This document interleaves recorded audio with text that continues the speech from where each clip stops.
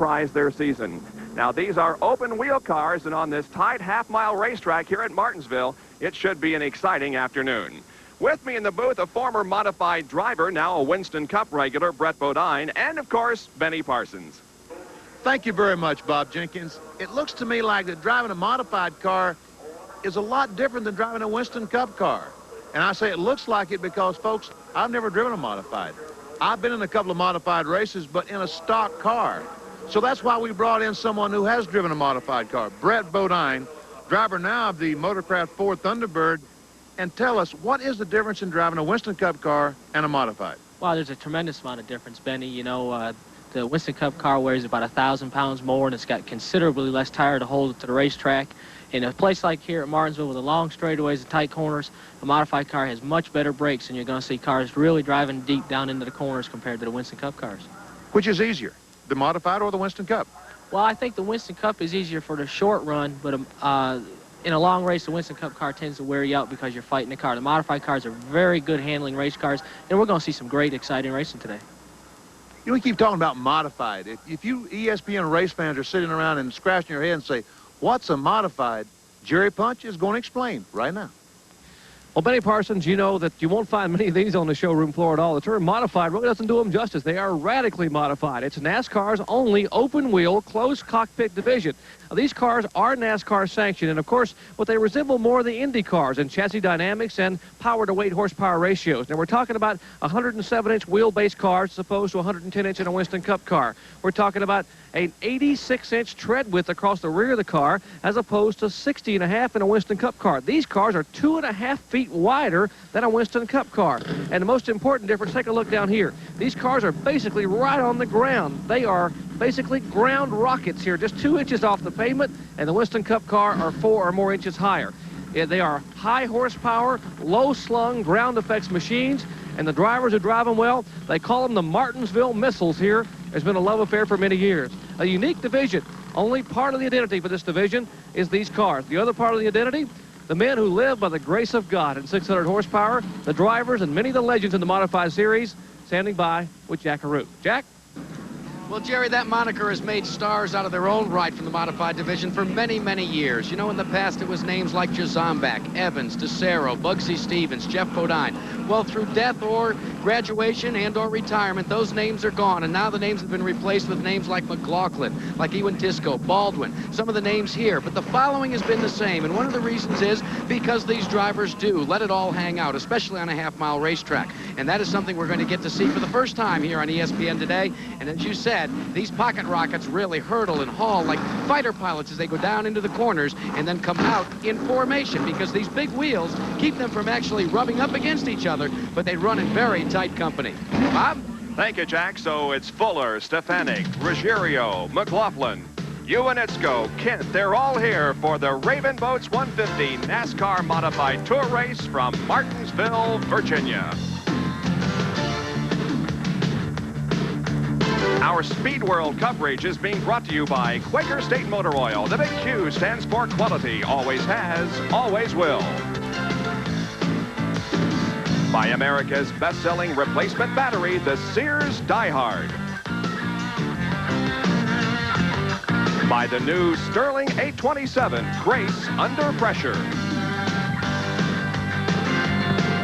And by Busch Beer, the beer with a taste as smooth as its name.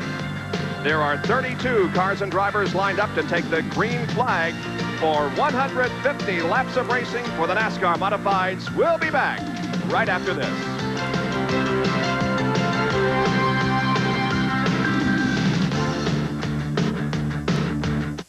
There's a rough road ahead with no end in sight.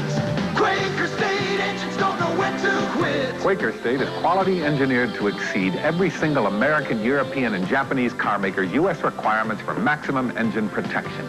So pistons are protected from friction mile after mile. Valves are protected from wear year in, year out. That's why Quaker State engines run strong and run long. Quaker State engines don't know when to quit. The big Q stands for quality. Always has, always will. ESPN Speed World today at Martinsville, Virginia Speedway for the Raven Boats 150 NASCAR Modified Tour Race. Now, where is Martinsville? Well, it's in the southern portion of the state of Virginia, directly south of Roanoke and west of Richmond, Norfolk, and Virginia Beach. Now, the track we'll be competing on here this afternoon is a .526-mile oval, banking only at 6 degrees. The pole lap time, not a record, 19.284. The speed was 98.185, and the race length is 150 miles. An interesting story surrounding the guy who will start 9th in today's race. He won here at Martinsville earlier this year. That's Mike Uinitsko, and here's Dr. Jerry Punch. Well, Bob, it's been an emotional roller coaster for this young driver. As you said, last month he picked up his first ever Tour win here at Martinsville. At the age of 21, he became the youngest driver ever to win on the NASCAR Winston Modified Tour and the youngest driver ever to win a feature race here at Martinsville Speedway. But then 3 weeks ago, tragedy struck at Thompson, Connecticut during the icebreaker. He was running well, and suddenly the car broke loose, and the rear of the car was completely torn away. He fractured his right scapula. Well, that's actually the shoulder blade on the right side. He had a difficult time trying to drive, and he had a good break last week because the race was rained out at Stafford Springs, Connecticut. So he had 2 weeks to try to heal. He is back here at Martinsville Speedway sitting in the car. He says he feels awfully sore, but he's going to try to make it 150 laps a day. So a young driver just turned 22 last week. Mike Uinitsko starting 9th, trying to get another victory here at Martinsville Speedway. A driver who's had a number of wins. In fact, he won 2 of the 3 events here last year and had his troubles earlier today, and he is standing by where Jack Arute is. Jack? Well, Jerry, Tommy Baldwin normally would find himself further up in the front of the field, but this afternoon, or actually this morning in practice, he crashed badly here in turn number 4. The car developed a push during his qualifying effort, and he just walloped the wall. Now, what Baldwin and company had to do is replace this entire rear suspension area, take all that off, put new ones on, and the front suspension as well. He just completed that task approximately 5 minutes ago. Strapped himself in the car, greasy hands and all, and he'll be starting shotgun on the field. And as you look over my shoulder, he's got a long way to go if he hopes to make it to the checkered flag and a trip to victory lane here at Martinsville, Virginia. Bob? All right, thank you very much, Jack. 150 laps of competition, and we will be back to introduce to you the entire starting field as we get set for NASCAR Modified Racing on this Saturday afternoon. Stay with us. This is it, what you've been looking for. Come on, it feels so good. Well, you just won't know more. Come on, ride with me. Come on, ride with me. It's Honda Demo Days at Hood's Power East. Test ride the CB1, the Pacific Coast, or the Goldwing. Come in today for details and test drive a Honda during Honda Demo Days at Hood's Power East on the Claremont-Newport Road.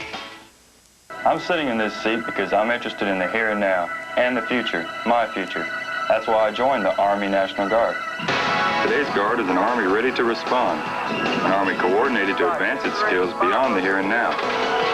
There may be easier ways to spend a couple days a month, a few weeks a year, but none of them will move you into the 21st century like the Army Guard. If you're interested in your future, here and now, call this number.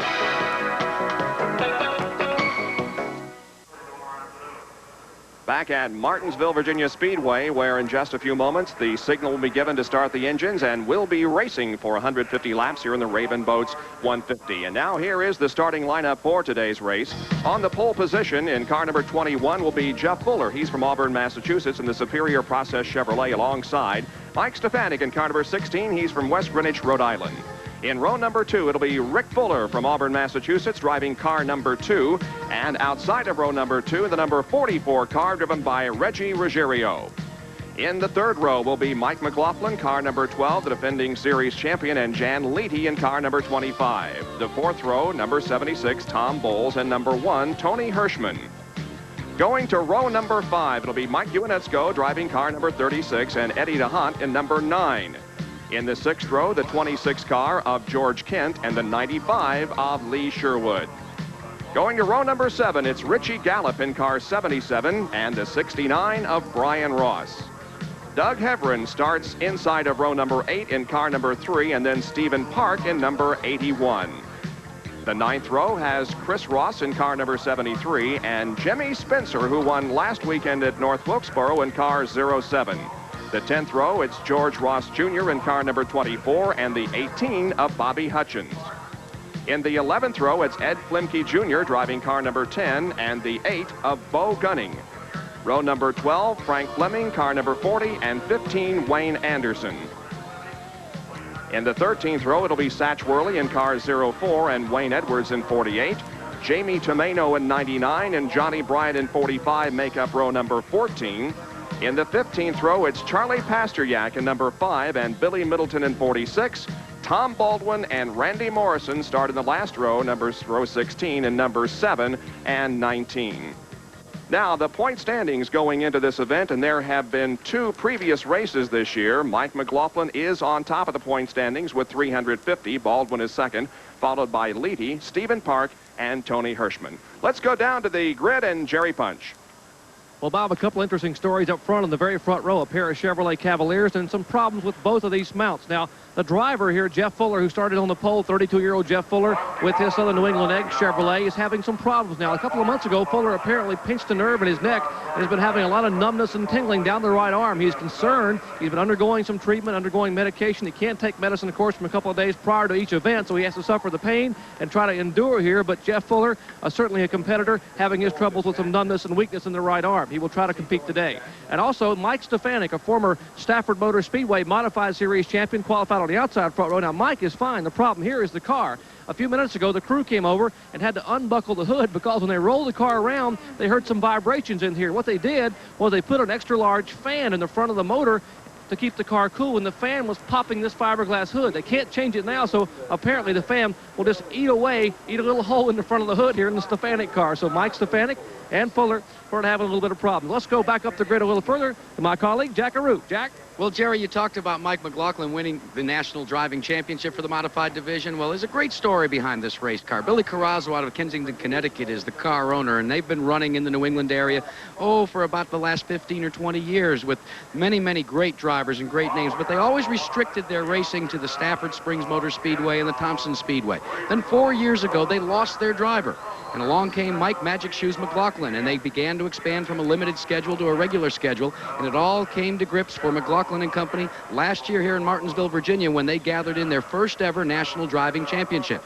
Now McLaughlin is back with the Sherwood Industries car, and he is on top of the points. But I think the interesting point is the man that actually vacated this ride and gave Mike McLaughlin his chance and the National Driving Championship 4 years later is sitting trackside, or actually topside with our team right now, Brett Bodine. Brett, you know a lot about this car, don't you? I sure do, Jackie. You know, a lot of fine memories ride with me in that number 12 car. We enjoyed a lot of success in the New England area, won the Stafford Track Championship and several races across New England and the Northeast. And, you know, it's great to see the guys win the championship last year, and hopefully they can go on and do it again this year. And Brett Bodine, a former winner on this racetrack also. Back in 1986, you won a race here, so you're somewhat familiar with the racetrack in addition to that car. That's right. That's right. All right. Well, I know a lot of you people in the Northeast who love this kind of racing have been waiting, and we are just moments away now from the start of this Raven Boats 150. We started 5 cars with one 2-year-old Die-Hard battery and 1 car at 30 below after 8 hours in a cold room. Today's Die-Hard with power to start your car and a whole lot more.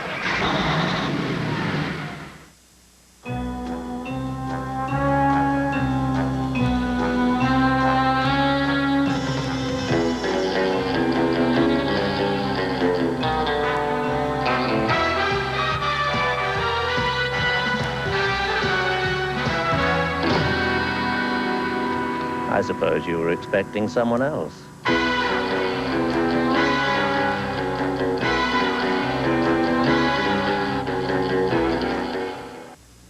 Peerless faucets, with their total faucet and finish warranty, are no gamble. But for a short time, there will be a jackpot. The Peerless $5 jackpot rebate on all Peerless do-it-yourself faucets.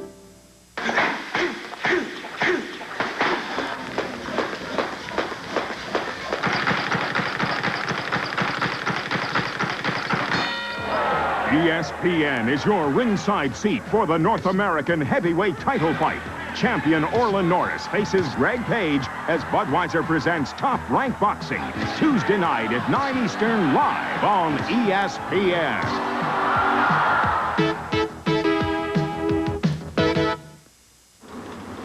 The field begins to move away here at Martinsville for a couple of warm-up laps before taking the green flag for the Raven Boats 150.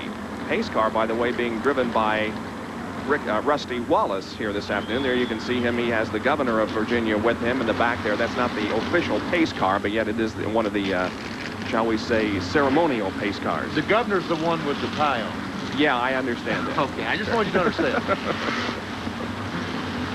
As a matter of fact, that's Bob Cook's daughter, isn't it, Fred? Jerry Cook. Jerry Cook's old modified ex-champion, 7 or 8 times champion. That's right. There's last week's winner, the number 07 car of Jimmy Spencer. He, of course, is a former champion of this division. We might explain why we're a little bit late getting the race starting. NASCAR had a problem with their scoring clock, and they had to go get a new one. So we're about 15 or so minutes later than normal in starting this race. But we've got 2 hours this afternoon with you, so don't fear that we're going to be off the air before the race ends. That isn't going to be the case. Field now at turn number 4 on the first warm-up lap as we're moments away from the start. Jeff Fuller will be the pole sitter, and Mike Stefanik will be alongside in that front row. Several of the cars moving down the straightaway, going back and forth and warming up the tires a little bit. Now, as far as pit strategy for this race, Jack DeRoux, can we expect regular pit stops? Well, Bob, there's 2 schools of thought. Some of the front runners feel that it might be to their advantage to come in and take on tires. There's no fuel here because one of the reasons is 150 laps, they don't feel that they'll need fuel. Some of the other front runners, though, feel that it's too difficult to carve your way back to the front after making a pit stop. So unless the track really greases up, they don't intend to come in. One of the teams that's already determined that they intend not to come in unless they have a flat is your pole sitter car, that of Rick Fuller. I checked with Art Berry, the car owner. He says, we don't intend to do anything but go from the front to the checkered flag. Well, how easy is it, Brett, to carve your way through the traffic that Jack is talking about? Is this an easy racetrack to pass on? No, it's not, you know, and that's going to be the key to this race. The guys that get set up for the race immediately, that can run the distance without having to stop, they're going to be the guys that are going to be in contention to win the show today. Little tire scuffing here, warming the tires up, is that the idea? Well, you know, these wide tires, so much rubber contact to the racetrack, it takes a lot of heat to get them warmed up, and you know, everybody's just making sure everything's okay. They got good brakes to get down in that first turn, so there won't be any trouble, and you know, we're going to see some exciting racing today. I can't wait. The pace car has pulled into the pit area on the backstretch, and the field is by itself down the backstretch going into turn number 3. Jeff Fuller is the pole sitter, qualifying at 98.195. That's more than 5 miles an hour faster than the Winston Cup cars have qualified for tomorrow's Panel Sweatshirts 500 that will have delayed coverage for you tomorrow evening at 8 o'clock Eastern Time. Here comes the field out of the 4th corner. Do we get a green? Yes, we do. The Raven Boats 150 underway. Stefanik moving to the inside of Fuller in the second turn, making it a 2 abreast race into turn number 3. Stefanik on the inside in car number 16 as Fuller has the outside position. Here they come.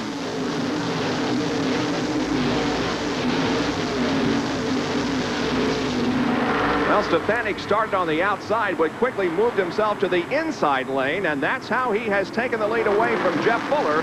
As Fuller begins to drop back just a little now, he's racing side by side with Reggie Ruggiero for that 3rd spot, as it's going to be Stefanik leading the race, and in 2nd position is Rick Fuller in the U2. Jeff Fuller's got caught in that outside lane, and that's just disastrous here at Martinsville. The guys are just all going by him down the inside. There's Ruggiero on the inside in car number 44, but Fuller is hanging in there in 3rd position, maintaining that spot, but it's just not exactly the fastest groove and where you want to be. They race wheel to wheel once again into turn number 1. That's quite impressive. These cars running side by side with those tires sticking out, and it's like a small Indy race, and I don't know how these guys are able to do it. Wow. Ruggiero now up on the inside of the 21 car. Looks like he's going to get 3rd away. Right behind Ruggiero in the gold and orange and black car, the number 12 machine driven by Mike McLaughlin, the 1988 NASCAR Modified Tour champion. Now they begin to get strung out just a little bit, although it looks that Fuller is still hanging up there in that higher groove. Looks like he wants to run out there. Like he said, okay, I'm going to pass these guys back on the outside. Oh, look at that. If he can do it, it's going to be impressive, but I don't know.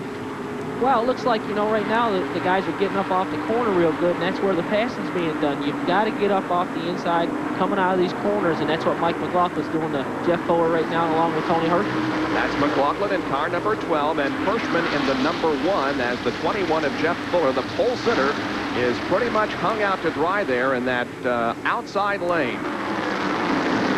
There is Hirschman in car number 1. He started in 8th position, as the lead is still held by Mike Stefanik, as we have completed 7 laps now out of 150. See, the pole winner, Jeff Fuller, has finally gotten to the inside of the racetrack. I think he gave up on that outside lane for now, Benny, and, you know, I think that was a smart move. He could have gone a long ways back as close as everybody's running right now. Look at that. They're just nose to tail. It's like a Talladega draft all over again. Nose to tail all the way back to the field. Single file formation as Stefanik continues to set the pace. Ruggiero making a move up the inside of Rick Fuller going down the back straightaway. As Ruggiero in car 4 and the U2 driven by Rick Fuller. Car getting high in turn number 4 does not spin. That's the number 81 car that got a little bit wide, Stephen Park. Let's go down to Jackaroo. Well, Bob, we checked with Art Berry, the car owner of Rick Fuller, your pole sitter, and I said, asked him what happened. He said, I don't know what happened. He asked us. He said, I think basically what the problem is that the car got caught on the outside on that start, and Rick had to find the spot. Very similar to what we see on the super speedways with the Winston Cup cars with the carburetor plate, where when you're caught on the outside, unless someone lets you in, you've got to just stay hung out to dry for a while. And that's exactly what happened to Rick Fuller. But he's in the inside lane now and maintaining the 6th position as we have a car that is beginning to show some smoke. The number 25 car of Jan Leedy. In fact, it's smoking rather badly there at turn number 2. I wouldn't be surprised if NASCAR doesn't black flag that car because, well, you can see it pulling over already. He realizes he could be harmful to the other competitor. He's pulled over on the inside already. Jan Leedy comes into this race 3rd in the point standings, but he is headed for pit road at the moment with only 12 laps gone. Tough break for Jan, as back up front we have the number 16 car of Mike Stefanik leading, and a great battle for 2nd place involving Rick Fuller and Reggie Ruggiero. Jerry Punch is there with the Jan Leedy car that's in the pits. Well, a tough break for Jan Leedy. You know, the driver has won a couple of events on ESPN and Wilkesboro Speedway, but apparently they have a lot of oil. As they've taken the hood off, there's oil in the front of the motor that's burning and producing a lot of smoke. So Leedy sitting here in the pits losing valuable time during the green flag. His chance at victory is over here at Martinsville. Gentlemen. Reggie Ruggiero has gone into 2nd position and now begins to set his sights on the 16 car of Mike Stefanik leading the race, as now the battle becomes one for 3rd position. That's McLaughlin in car number 12, make that 16. And you were right to begin with. It 12, you're right, and the U2 of Rick Fuller. McLaughlin all over Fuller coming up out of the 2nd corner. Looks like he's going to make a move down the back straightaway. Here he is. At the end of the backstretch, they go in wheel to wheel once again. Side-by-side racing. Let's see how they come out. That's McLaughlin on the inside. It looks like he's going to take over that 3rd spot. Yes, indeed, he does. Ooh! And Fuller tried to get back down to the inside. The spot was already taken by Hirschman. A little bit of contact, but they're able to save the cars and continue on. And 36 units goes also coming in the picture there of the battle. The number 26 car has been black flagged. That's George Kent. The NASCAR officials saw some possible fluid coming from that car, so they made him come in for a check. Let's go down to Jackaroo once again, who has a comment on the number 26 car. Well, actually, what the fluid was the radiator was overheating, Bob Jenkins. Now, these cars use a closed-in front end. So the team came in for George Kent, took this piece of fiberglass and tin off, hoping to get a little bit more air down into the radiator and cool the car down. But as he pulled out, the water was just spewing out of the back overflow area. So he may be back in with a terminal problem, overheating. Well, he stands to go a lap down here in just a moment as the leaders are chasing him, and there is the battle for the lead. Mike Stefanik at number 16 and Reggie Ruggiero in 44. There they pass by the 26 car, and he goes a lap down. So Ruggiero is all over Stefanik for that lead, and you can see that they have separated themselves from the rest of the field by a little bit. These 2 cars have just taken off and are leaving everybody in their wake. It looks like right now that Mike Stefanik is holding Reggie up just a little bit, but you know, Mike might be just playing it cool, just running a nice pace, just enough to keep Reggie back there, and I think that would be a smart move if he could pull it off. Look at this. He's going to try it on the outside. Oh, no, he was just tricking him. That's the old dirt track trick there. I'm going to try you on the outside. Fooled you, but it didn't fool him a bit. Stefanik is up to those tricks. Stefanik, 30 years of age, from West Greenwich, Rhode Island, was third in the race that they held about a month ago here at Martinsville, and was 26th in the race at Thompson, Connecticut a couple of weeks ago. As you can see, Ruggiero still right there in the hunt, sneaking up on the back bumper of the Stefanik car. We have a spin. That's Juanitsko coming out of corner number 4. Another car is involved. That's the 21 of Jeff Fuller. Let's see if anybody else. Looks like a couple of cars are going to bump. Don't think that anybody is going to be severely damaged.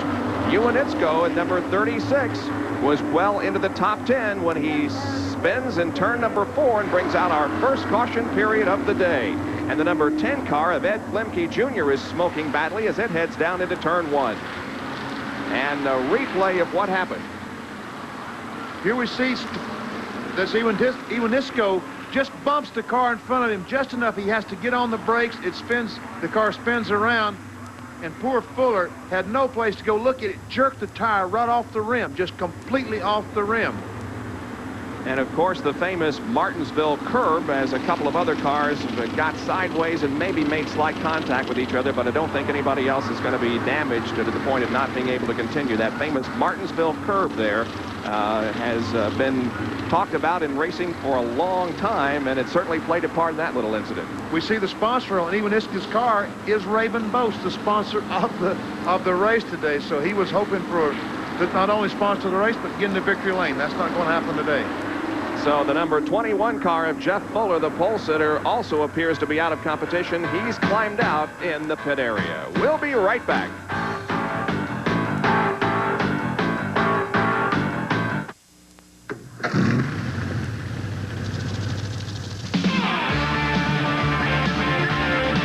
Moon goes up, sun goes down. I ramble on from town to town. Oh, sweet mama, I sure don't have much. I'm just headed for the mountains. I'm just looking for a bus.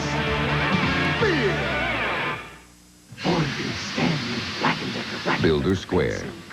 We buy by the trainload.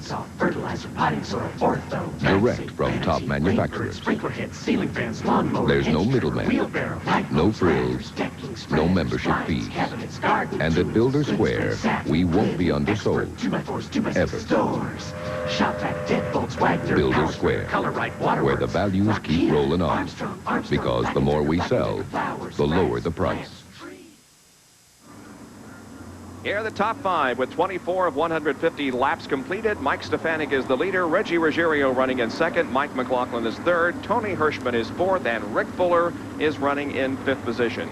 Now, tomorrow here on ESPN, the NFL Draft from the Marriott Marquis in New York City. That'll be on at noon Eastern Time live. And that's the reason why our coverage of the Winston Cup race here at Martinsville is being pushed back until 8 o'clock tomorrow night. But certainly it's going to be an afternoon of exciting activity as the players choose who they want in the NFL Draft tomorrow at noon live Eastern Time. Now we'll go back and take a look at the incident that's caused our first caution period of the day. Again, Juanitsko just bumps the car in front of him enough he had to jump out of the throttle, hits the curb, around he goes. The pole sitter, Fuller, comes along. Jeff Fuller hits him. Not only did he knock the tire off the rim, but I'm sure Brett did some serious damage to the housing in the rear, wouldn't you think? Oh, it certainly did, Benny. You know, those cars with the wide wheels and everything, a lot of leverage against all the chassis parts, and I think we saw the right front snap back on the 21 car as he made contact. Well, there's the damage to the car, and let's go to Jack Arute, who gets the word from the man himself, Jeff Fuller. Well, Bob, it's a very disappointed Jeff Fuller that's come over on this side of pit wall. Jeff, a tough way to go out of the race. First of all, you didn't have much you could do about this one, did you?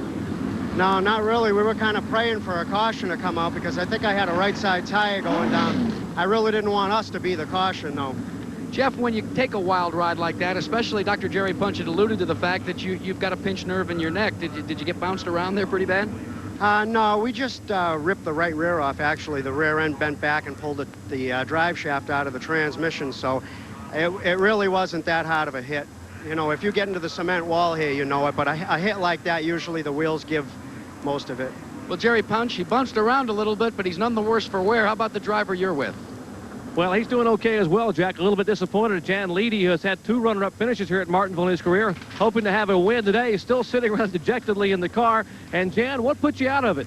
Well, I'm afraid to say that we had a power steering seal go bad in our assist servo, so looks like we're done for the day. Tough break for the Williamson, New York driver, Jan Leedy, who's the first car to park it here at Martinsville. Bob? All right, thank you very much. And the number 07 car, driven by Jimmy Spencer, has just been moving up through the field very quickly. He started back in 17th position and has moved up to 8th right now as we are under caution. And he put on a tremendous performance last weekend at North Wilkesboro. Back down to Jack Arute, who's with the other guy that was involved in that crash, Mike Uinitsko. Well, the Raven Boats crew is going to work. They've got the car still up on the hook, trying to make changes. Mikey Winitsko is still strapped in the car. Mike, you hope to get back out there? Yeah, I hope so. I think all we did is break the rack. You got spun around. Did you get spun, or did you just lose it yourself? No, well, we were coming out of the 4th corner there, and I got up on the curb, and it must have broke the steering, and it just went around. Well, they're ready to go. They're pulling him off to the back pit to make the final change, and they hope to get back out into this one. All right, and we'll go back to racing in one more lap, and 28 laps are now in the books. When he said he broke the rack, I'm sure he's talking about the rack and pinion, Fred. Is that what he's talking about? That's exactly right, Benny. These cars all run power, assist, rack and pinion steering, and evidently, like he said, when he got on the curb, as you mentioned, it must have just gone ahead and broke something in the steering. The steering is a lot quicker in these cars than the Winston Cup cars. Tremendously fast, and that was one of the problems I had getting used to Winston Cup racing, was the slower steering in those cars compared to the modifieds. So these things, when you turn them, they go where you want them to, exactly. where you aim them, right? Bob Jenkins, they're fixing to throw the green. Here we go as the field comes out of the 4th corner. The green is out and racing resumes. It's still Stefanik up front, chased by Reggie Ruggiero. And look at the bumping going on down there in turn number 1 as they get sorted out. Going to the inside to pass the number 15 car of Wayne Anderson. And Ruggiero gets a little out of shape. He also found that Martinsville curbing down there as he went to the inside. In turn number 3. Wayne Anderson came out of the pits in the 15 car that's back about 5th or 6th now, and he got in the way of the leaders, and they had to do some evasive action, and it was exciting. The 07 car is Jimmy Spencer. Watch him. He is moving up quickly. He's 3 abreast, looking to the inside. The 76 cars, they came out of the 4th turn. That 76 being driven by Tom Bowles. Spencer still running in, he's now in 7th position. Moved up a spot after that restart. That's Brian Ross apparently on the restart as Ross is back in the 8th position. Tommy Bowles looking to the inside of Rick Fuller now. Now that allows Brian Ross to catch back up behind Jimmy Spencer. These 4 cars running together. The first 4 cars are separated by just a little bit. 5th, 6th, 7th, and 8th. Fuller, Bowles, Spencer, and Ross. Ross looking high, getting a little wide, losing a few feet, but nevertheless getting back on the throttle, coming out of the 2nd corner and catching up once again to Jimmy Spencer. Jimmy Spencer, that's the first Southern modified in the field in the lineup right now, isn't it, Fred? Is most of the other cars from the Northeast? Exactly. That car's kept right here in the Martinsville, Virginia area, and sponsored by Hayes Jewelers. Jimmy Spencer picked up the ride for the last couple races here in the South. Coming back from a cut tire last weekend to win that race. And there once again is the leader, the 16 car of Mike Stefanik and Reggie Ruggiero right behind him. Let's go down quickly for a comment from Jerry Punch. Well, gentlemen, you're talking about Jimmy Spencer, a two-time national modified champion. We saw him win a week ago at the Wilkesboro Speedway in this car, but it was a different motor. Remember, in the Southern racing, you can run a 14-to-1 compression motor.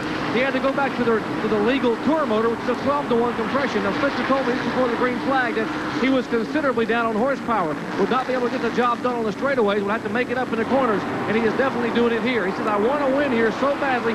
Although I won 2 national championships, I have never won at Martinsville. Yes, he took the checkered flag one time, but was disqualified for what they call a fuel cell discrepancy. So he has never won here at what they call the premier short track here in the South for modified racing. Gentlemen? All right, so Spencer is in 7th position, and once again we go back up front to check on the lead, and it's still being held on by Mike Stefanik, but Ruggiero is right there and has not found that moment that he needs to make the move.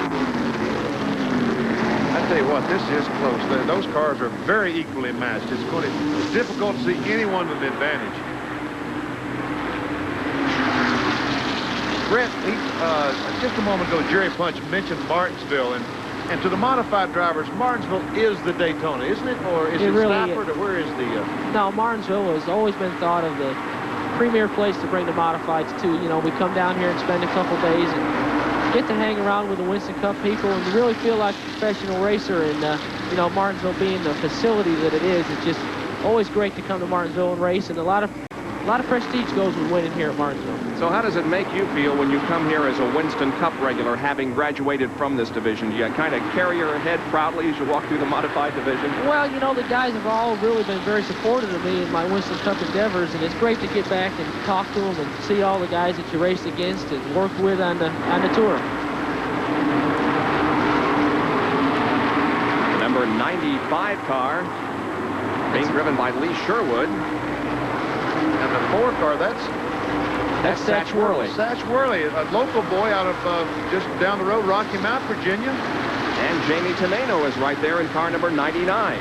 Both previous winners here at Martinsville, Satch Worley and Jamie Teneno. Now Worley looking underneath Lee Sherwood going down into 3. And Worley, a 3-time winner, the 150-lap modified race here at Martinsville.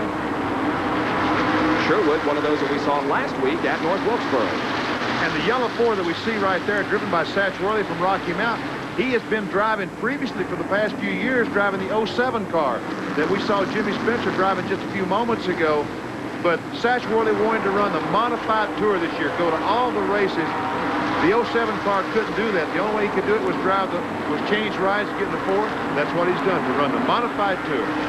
That 95 car that Lee Sherwood's driving, that's the car that I drove my first modified race in here at Martinsville for that team. Wayne Miller's the car owner, and we came down here at Martinsville and finished 9th in my first outing. So there's Satch Worley in number 4, and there is, once again, the leader, Mike Stefanik, and right behind him is Reggie Ruggiero. We'll be back with more of our coverage right after this.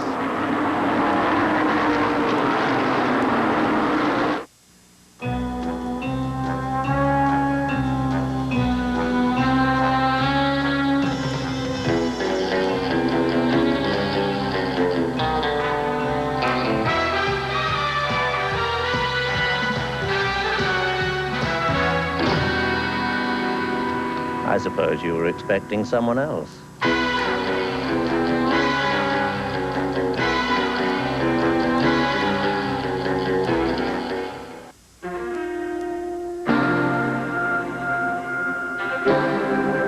It's hard to rely on any of your tools if you can't rely on the ones you measure with. So we build the durability into every tape we make. That's why you don't see people replacing their Lufkin measuring tapes, but why you do see them buying more. Lufkin tapes. From Cooper Tools, the difference between work and workmanship. We gave this man a standard carbide blade, and it cut for 20 hours straight before it lost its bite. Then we changed to the new Dianite blade from Vermont American, and it cut and cut and cut. 2, 3, even 5 times longer in industrial tests. Dianite blades from Vermont American. Maybe it's time you change blades.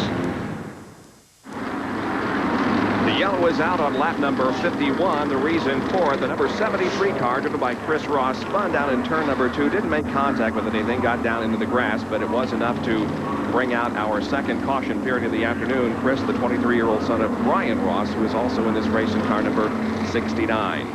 Doesn't look like the car was hurt in any way, and Chris will stay out on the racetrack. Do they have a double file restart on this, Brett, or they start single file? No, all the restarts will be single file. I think with the wide tires and the cars being as erratic as they are on the restarts, it wouldn't be very good to have those double file restarts like we do in Winston Cup. These big wide tires, when they get cold or when on a caution flag, when they pick up some debris, is for the first couple of laps, are they very squirrely? Exactly. These cars will run faster as they go along instead of the first couple laps being the fastest. And I think we saw that on the start of the race when Jeff Fuller dove in the first turn. His car didn't turn, and Mike Stefanik was able to get up underneath him coming off the 2. This is the case of cold tires not gripping the racetrack. And that's about the opposite in the Winston Cup car. They stick the first couple laps better than they're going to as the tires get hot. Exactly. Well, while we have the opportunity, a hello to the winningest driver in the history of Martinsville Speedway, Ray Hendrick of Richmond, Virginia, who hopefully is watching our competition this afternoon. Now let's go to Jackaroo. Gentlemen, remember at the start of the race, we were a little bit concerned about the fan that was in your lead car right now, that of Mike Stefanik. Well, the team has checked with Mike and said, has it begun to poke its nose up through the fiberglass yet? He said no, but it doesn't seem to be a problem, and we're going back to green. It doesn't seem to be a problem as he has that car out front as they retake the green flag and competition resumes. And now we see McLaughlin moving high on the racetrack, and he stands to lose third position to Hirschman. Nope, he battles back and retains third spot. Meanwhile, it's Stefanik.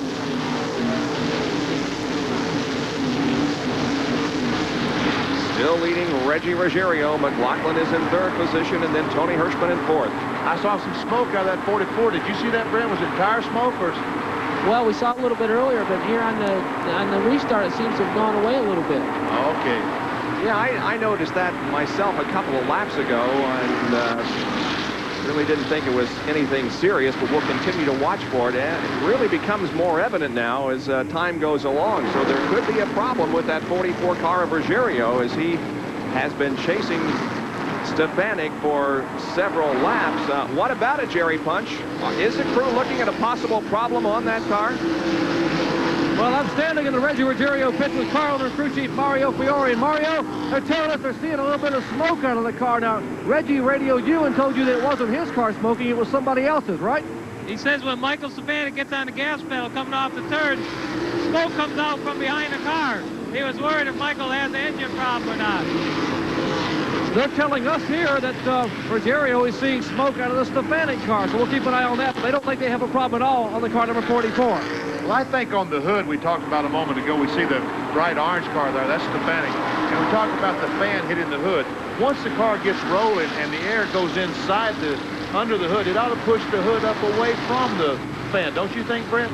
Well, you know, Benny, with the aerodynamics on the front of these cars, it might actually be going the other way. Might be pushing the sheet metal down.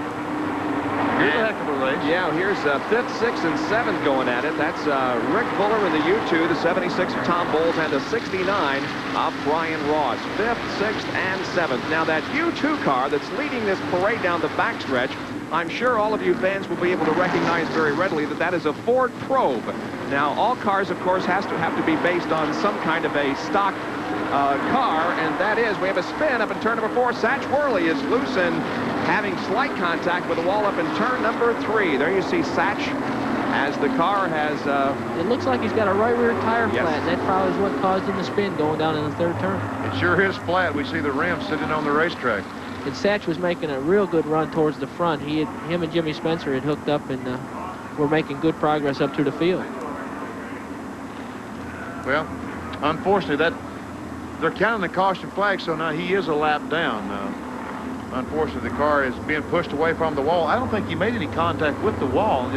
If it was very slight. It looks like he's trying to get the car restarted so he can get to the pit area. Okay, so our third caution period is out as the tow truck goes to the rescue. And we will have more of our coverage of the Raven Boats 150 from Martinsville Speedway in just a moment.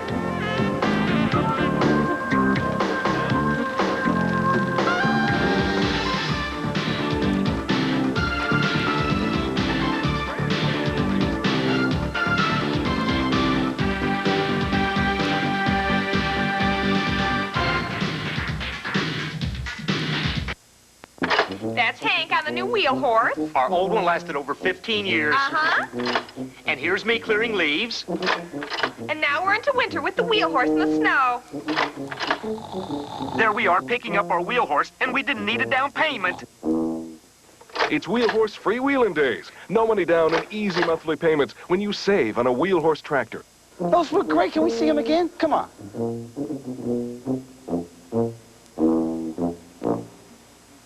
Johnson's Audio Video Outlet has the best overall prices on a large inventory of home electronics and appliances. As a Key America dealer, we buy our products for less, so you pay less. And we carry many major brands. We're up on the latest in audio video systems, and we service what we sell. We're one-stop electronics. Visit us at Johnson's Audio Video. Come on in and say. On the corner of North and Washington Streets in Claremont. Sit tight on Sunday night for an exciting auto racing doubleheader. See same-day coverage of NASCAR's Panel Sweatshirts 500 plus the Grand Prix of San Marino. Sunday night on ESPN. Mike Stefanik leaving the Raven Boats 150 here at Martinsville with Reggie Ruggiero running second, Mike McLaughlin is third, Tony Hirschman fourth, and Rick Fuller running in fifth position. 6 through 10, Tom Bowles, Brian Ross, Doug Hebron, Richie Gallup, and Eddie DeHaan. 62 laps are completed. Let's go down to Jack Arute, who's in Satch Worley's pit. Well, your assumption that he would have cut a right rear tire is absolutely correct, Benny Parsons. They've made the exchange on tires. They've got another problem they're contending with, and that's an overheating problem. But they've taken the vent cap off, and they've drained the system, so to speak, so they're going to go back outside and go racing again. But another driver that we've been watching, and that is of Reggie Ruggiero, and Jerry Punch is in his pits to update us on that report. Well, Reggie Ruggiero has a similar problem. He, too, has an overheating problem. They're losing some fluid out of the car. They're concerned about the motor, and they're going to try to stay up. We have a crash, Jerry. Several cars involved. Tom Baldwin nails the 99 of Jamie Tomato. The 77 of Richie Gallup was one of those originally involved. Looks like the Tomato is the only car that is not going to be able to go here. 77 car of Gallup was in the middle of the racetrack, headed in the wrong direction, but he is now okay, but Tomato is not. 65 laps, and the yellow is out once again. Hey, those cars are too fragile. Here's a replay, and it's a restart, and as Brett Bodine talked about, these cars just do not get a grip good enough on the first lap, do they, Brett? That's exactly right, Benny. The cold tires just don't get a hold of the racetrack, and, you know, the guys were jockeying for position, and it looked like Richie Gallup just lost it, and then Jamie and Tommy Baldwin came together just after the fact. Boy, this isn't Baldwin's day. He had a tough time in qualifying, but they did get the car repaired in time to get it in the race, and now this. Look at the cars just trying to get a grip going through the gears. It's very, very hard. Does the concrete make a difference, Brett? You know, there is a difference from the inside to the outside. The outside is pavement, the inside is concrete.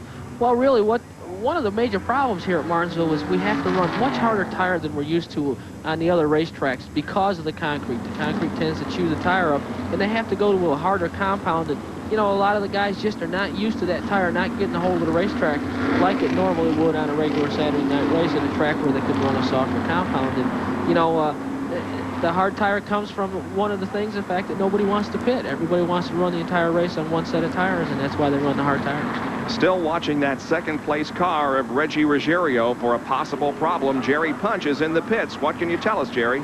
Well, Bob, we mentioned a minute ago, they think they may have an overheating problem. You guys weren't seeing things. They couldn't see any smoke down here, but you guys spotted it upstairs. And, of course, now the temperature is rising in that Pontiac.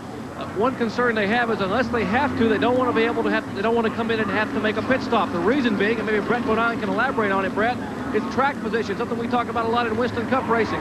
Track position is so important here. If you pit after about 70 or 80 laps and a 150-lap race, well, you don't have a chance of getting back to the front. So a very serious concern here on Reggie Ruggiero's team's part. Let's go over to the back pits with Jack Arute is standing by with Jamie Tomeno. Jack? And Jamie has gotten out of the car, and it is so badly wounded, you're not going to be able to continue. What happened? There's no way. I'm going into turn one there, so everybody hit the brakes. I hit mine, but somebody from behind me cremated me. The car jumped out of gear. Next thing I knew, I slid across the track and hit Tommy Baldwin. It was just one of them breaks. Now, Brett Bodine was saying that maybe one of the reasons for some of the hard driving here and the slipping and sliding is the harder compound tire. Well, most of us don't really have the harder compound tire on. I don't myself either. I had to start 28th. I was working my way to the front. It was just a crazy wreck, and I got the worst of it. Well, he'll be back on the modified tour. You can be sure of that. That's why they call him Jamie the Jet. Jamie Tomeno, unfortunately, out of competition in this race. You talk about a fast-talking Yankee. Now, there's one. Hey, Jamie Tomeno, is he a fast talker? Now, here's the Ford Probe. Now, the back end of this car is different than the others. You'll notice there's not as much slope to it. The sloping bar doesn't come down. But this car is based on the Ford Probe body. The what? Yeah, Ford Probe. Oh, well, the reason it has no C-pillar is in the Ford Probe from the factory, that's all glass in the back, where the rest of the cars, the Pontiac J2000s and the Cavaliers, do have a C-pillar that separates the rear glass from the side. And of course, on the Ford, it doesn't. Wait a minute. A C-pillar. Now, what's a C-pillar? Now, what? Well, an A-pillar is what? The A-pillar is the front windshield post. Okay, what's the B-pillar? The B-pillar would be the right at the door, behind the driver's head. That's considered the B-pillar. That's the B, and the C is... The C-pillar is at the rear. Oh, okay. All right.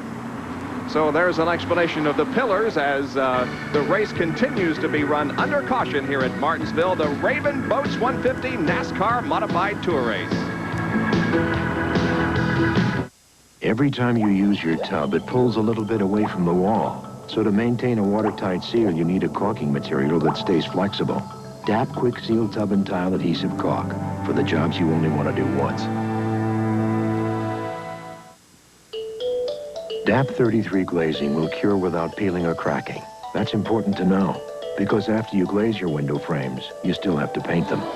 DAP 33 glazing for the jobs you only want to do once.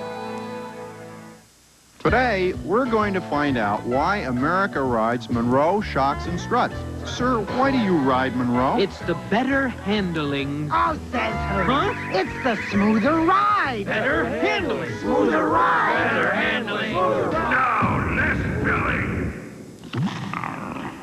Well, whatever your reason, see your Monroe ride expert for the best ride ever. Guaranteed. No wonder America rides Monroe shocks and struts. Back at Martinsville Speedway in Virginia, where ESPN Speed World is live for the NASCAR Modified Tour. Tomorrow here on ESPN, after the NFL draft at 8 o'clock tomorrow night, delayed same-day coverage of the Panel Sweatshirts 500. And Brett, what can you tell us about that? What kind of a race is it going to be, and how are you going to do? As usual, it'll be an exciting race for Martinsville, and hopefully we'll get that number 15 Motorcraft 4 Thunderbird up towards the front where it belongs. Well, don't your brother tell you anything? Yeah. He's on the pole, Jeff. Jeff is on the pole, and Brett will be starting from 15th position tomorrow afternoon. So join us for that at 8 o'clock tomorrow night. Meanwhile, it's racing resuming in the modifieds. Ruggiero still right behind Mike Stefanik, trying to take over the lead. Stefanik has been doing a fine job of holding that position and protecting it, as Ruggiero is inside and outside and looking all around for the opportunity. And here comes McLaughlin in car 12. Right now, I believe that Reggie Ruggiero's thinking, if I can get by Mike Stefanik, maybe I can solve my coolant problem. If I don't have to follow him so close, maybe I can get some clean air and get this engine temperature down. And I think that's why he's pressuring him so hard right now. Well, running up so close on the back bumper of the car, that does reduce the amount of air that comes into the radiator, I would guess. It certainly does. And, you know, a lot of heat comes off the car itself in front of you. And, you know, I'm sure that's what's in Reggie's mind. If he can just get by Stefanik, he could probably stop his overheating problem. But for the moment, he is still right behind. Last lap, he gave Mike a little bit of a nudge there in turn number 3 to let him know he was back there and would certainly like to find the way around. There's McLaughlin in the number 12 car running third. In the 1 car is Tony Hirschman. He's in 4th position. We saw the 44 as he pulls down on the inside going down the straightaway. He's doing that for 2 reasons, I believe, Bob. Is that he wants to trick Stefanik into thinking he can pass, but also we see when he pulls out, he can get some air into the radiator and cool that thing down just a little bit. That's exactly right, Benny. You know, and if, I believe if he doesn't make a move to get by him, I think you'll see him drop back and try to get some clean air. Coming up on the halfway mark of the Raven Boats 150. As Stefanik is the leader. And we keep talking about Raven Boats. I want to explain to you folks watching that why would a boat manufacturer be sponsoring a race? Because they manifold. A car off the second corner had a problem, but they manufacture the boats here in Martinsville. Hence, that's why they're sponsoring the race. The U2, driven by Fuller with the 69, is Brian Ross, as they're having a bit of a race now.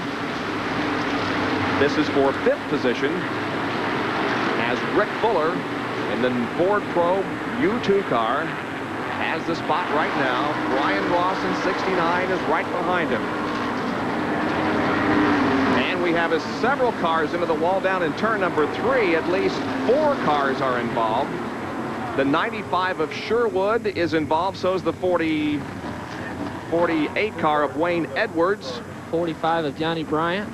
Those 2 cars, oh, they finally broke loose. They were hung together there. The rear bumper and the front bumper were hung, but they got going, and I guess they saved a lap, yes.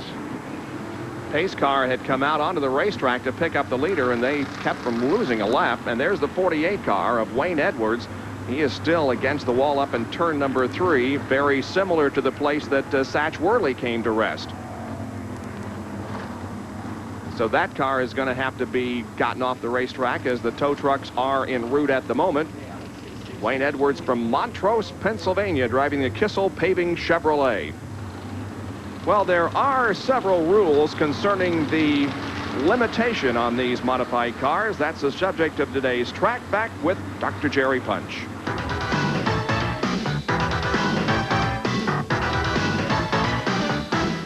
Track Backs are brought to you by Quaker State Motor Oil. The big Q stands for quality. Always has, always will.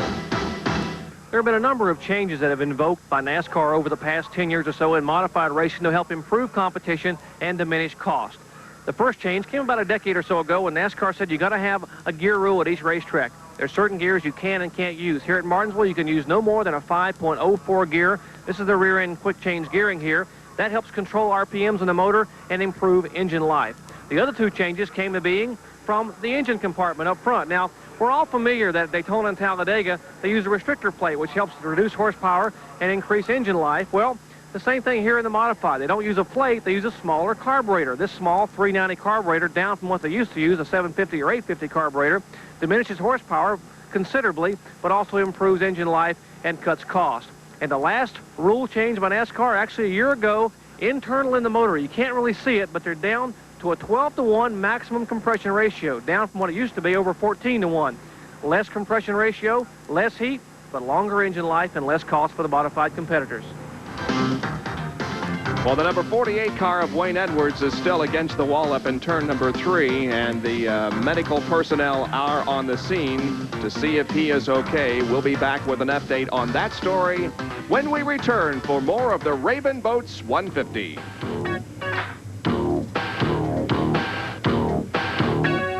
From Rocky Mountain snow to Florida sun, Quaker State engines don't know when to quit. Mine's pushing 250,000 miles. Quaker State engines run strong and run long. 95,000 miles and no problem. Quaker State is quality engineered to exceed every single car maker's U.S. requirements for maximum engine protection. This car is new. I'd be stupid not to use Quaker State. Quaker State engines don't know when to quit. The big Q stands for quality. Always has, always will.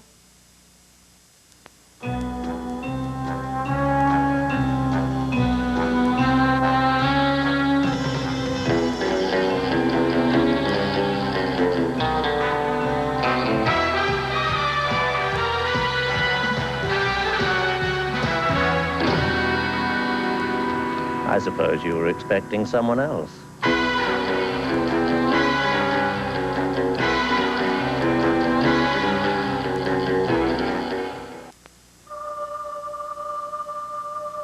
I see your true colors shining through.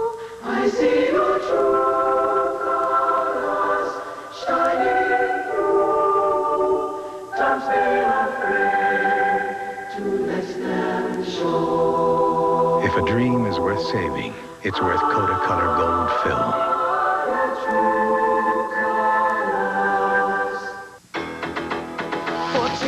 charge, for taking pride, for showing what you got inside, for taking time, for staying true, for stepping in, for coming through. This buzz for you. Beechwood aged for the taste so crisp and clean, so refreshing. It's the king of beers. This bud for you. The red flag has been thrown over the Martinsville, Virginia Speedway because of an accident up in turn number 3. As you can see, the rescue team is working on the number 48 car of Wayne Edwards as he was involved in a multi-car tangle.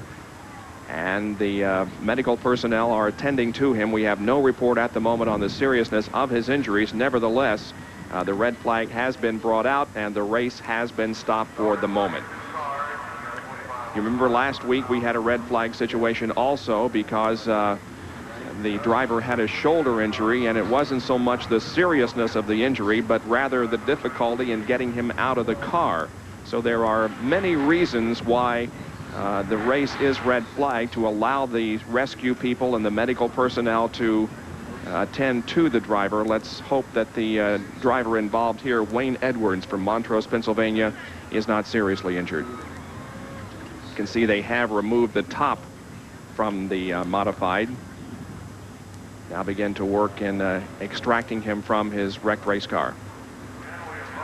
Yeah, there really isn't much to take those roof off those automobiles. As we mentioned just a moment ago, the A-pillar or the windshield post, just clip those there, and you go back to the back where we talked about the C-post, back where the rear window goes, and clip those, and you can just lift the roof right off. And it's we see them now cranking. That's the jaws of life, or the piece of equipment that snaps that cuts the roll bar so that it can make it even easier to get to the driver.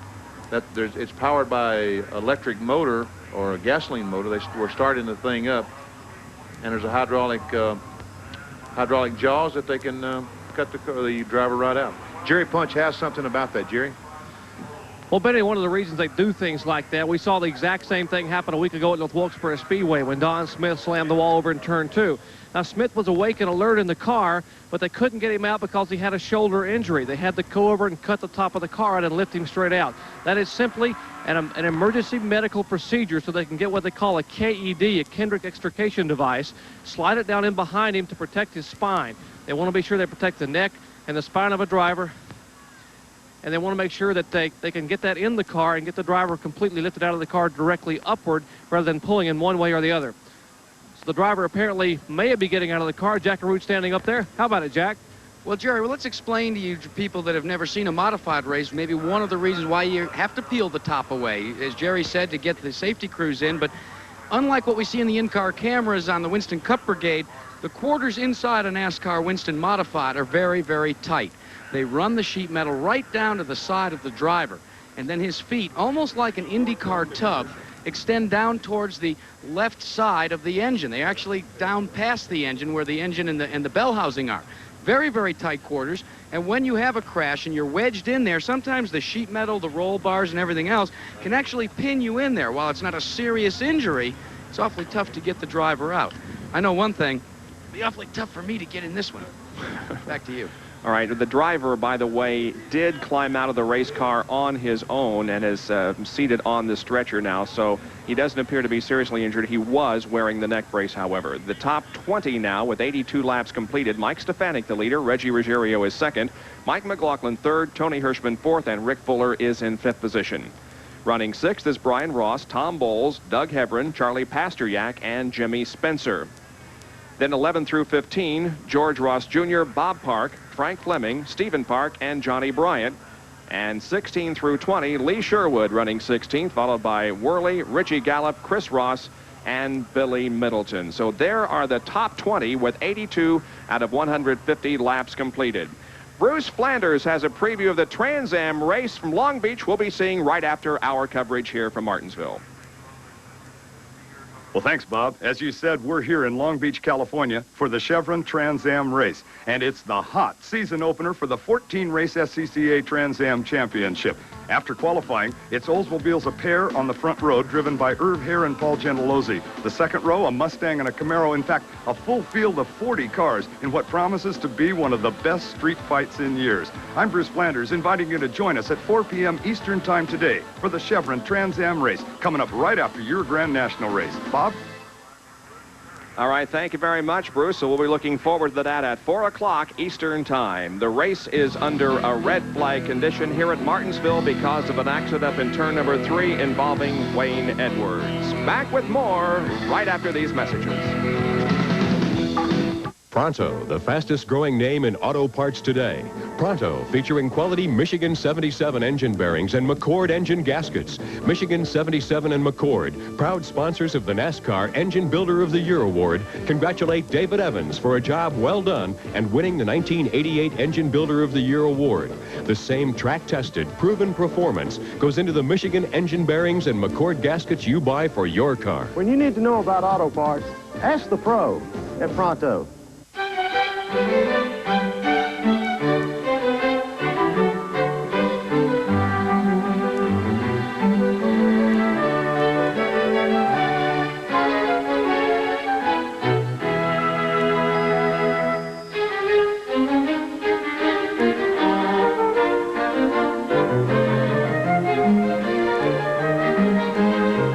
Some lawns have all the fun.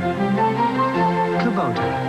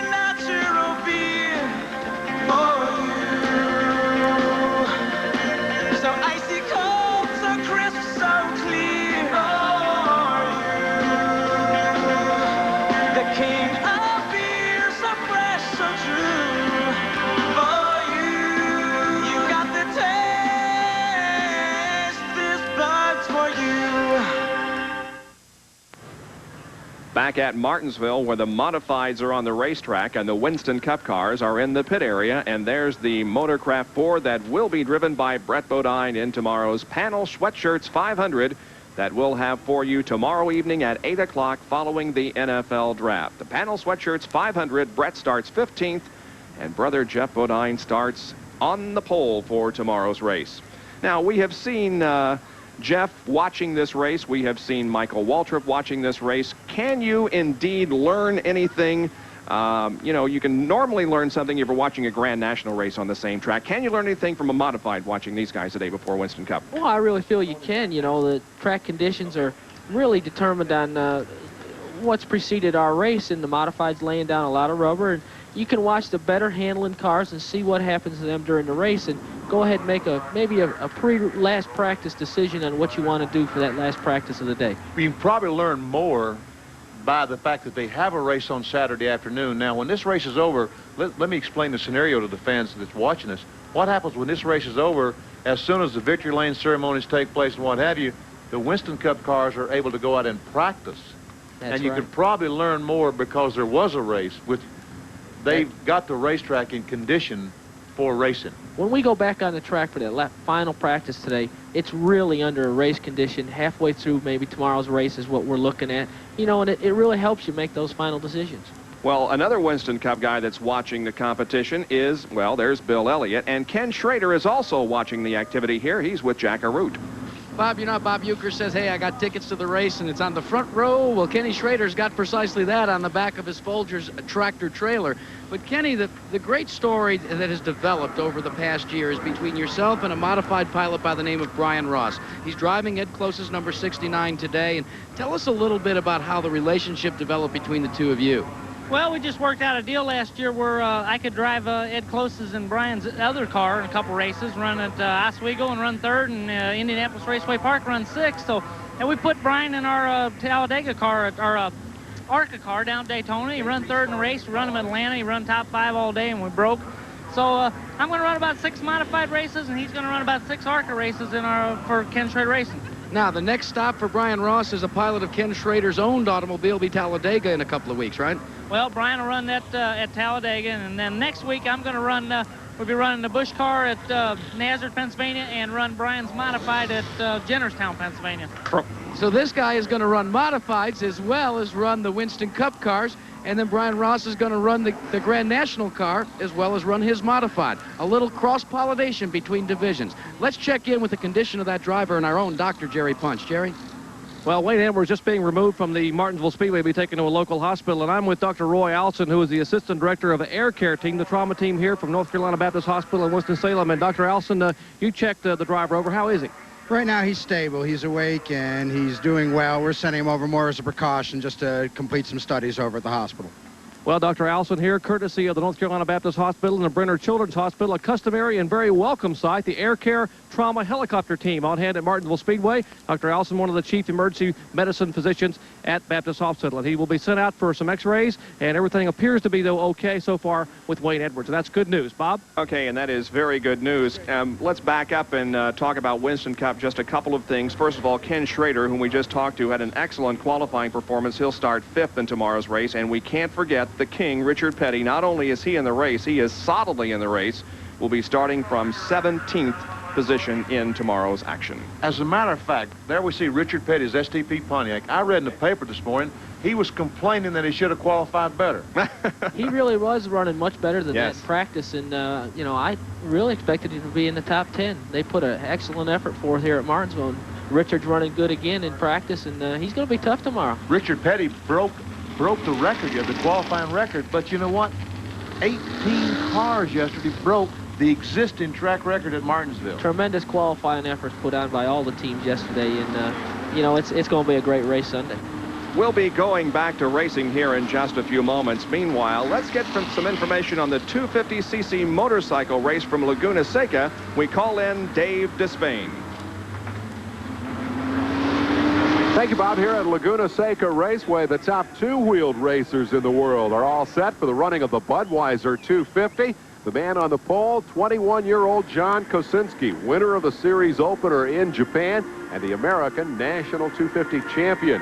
A year ago, the surprise winner of this race was Jimmy Felice. He will also be in row 1 today, lined up right alongside Cito Pons, the world champion and the current series point leader. Add it all up, and you've got an international field ready for a wide-open battle, the only appearance of this series in America, and you're going to see it right here on ESPN at 6 o'clock today. Now let's go back to Martinsville, Virginia, and Bob Jenkins. All right, thank you very much, Dave. So 6 o'clock tonight for that 250cc motorcycle race from Laguna Seca, California. We'll be back with more of the Raven Boats 150 after this. Stay with us. The New Hampshire Vocational Technical College in Claremont is known as the Career College. We can help build your future. For over 20 years, the college has provided quality education in a caring, supportive environment. The Day College offers extensive programs in allied health, business and computer management, and industrial technology. The Division of Continuing Education offers weekend and evening courses, and there's quality child care for infants and preschoolers. Remember, at the Career College, we build futures. Let us help build yours. Johnson's Audio Video Outlet has the best overall prices on a large inventory of home electronics and appliances. As a Key America dealer, we buy our products for less, so you pay less, and we carry many major brands. We're up on the latest in audio video systems, and we service what we sell. We're one-stop electronics. Visit us at Johnson's Audio Video. Come on in and save. On the corner of North and Washington Streets in Claremont. Fasten your seatbelts. Hold on to your hats. It's time for Thursday Night Thunder. Speed Week starts the evening in the pole position with the most comprehensive motorsports news show ever. Then the madness begins with off-road racing, truck and tractor pulls, mud bogging, drag racing, and live USAC midgets. Every week, enjoy the car-crushing and bone-breaking excitement of Thursday Night Thunder. Only on ESPN. We have just gone green again on lap number 85, and the NASCAR Modified Tour race continues from Martinsville. Mike Stefanik still leading in the number 16 car, and Reggie Ruggiero is right there behind him in the number 44 car. It's McLaughlin running in third position, then Hirschman, and the U2 of Rick Fuller running in fifth spot. Now, did that red period, I assume it did, help Tomato? The car has cooled down. Is he going to have those problems that he experienced earlier when we run a few laps? I think you're exactly right. The caution helped Reggie cool the car down. The red flag goes through me, and I think he's going to be able to put a lot of pressure on Mike Stefanik now. By the way, we were red for 11 minutes as they extracted Wayne Edwards from that car. He walked away, however, and appears to be not seriously injured. He is going for some x-rays. Ruggiero looking to the inside down the front stretch, cannot make the pass. But it is a tremendous race. Now let's see if he can get it in turn 3. Nope, he has to let off, and Stefanik holds on. You say, well, where in the world did he get all this power? What happened when the engine cooled off? When the engine gets really hot, they lose probably 10-15% of their power. So when that thing cooled off, look how much more power it looks like he has, and it's about 10% probably. He gets through the middle of that corner so well. The car really gets through the middle of the corner. If he could just ever get Mike Stefanik up out of that groove, he'd have a shot at him on the inside. So Ruggiero still dogging Stefanik as they run nose to tail with 90 laps now completed and 60 more to go.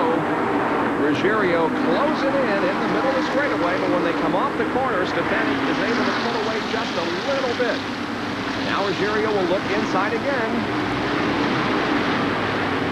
It looks to me like the engine is starting to warm up in the 44 car. Now he's going to try outside, maybe. Nope. No, that ain't going to work. But I think the engine's starting to get warm. It looks like it's lost a little bit of that power that he had when this thing first started back. It loses just a little tip up out of the corner, and they make all the difference in the world of trying to make a pass here at Martinsville. They're just starting to move away from that number 12 car. On the outside again. Jerry Punch is in the pit area in the Reggie Ruggiero pit. Jerry, what have you learned down there? Well, they're telling us down here, Bob, that Reggie certainly has to alter his driving style considerably. The car is overheating so severely, they think they may have a blown head gasket. So when he pulls right up on the rear of Stefanik, the car temperature really goes up. So he's either trying to get around him or back off and get some air in the front of the car.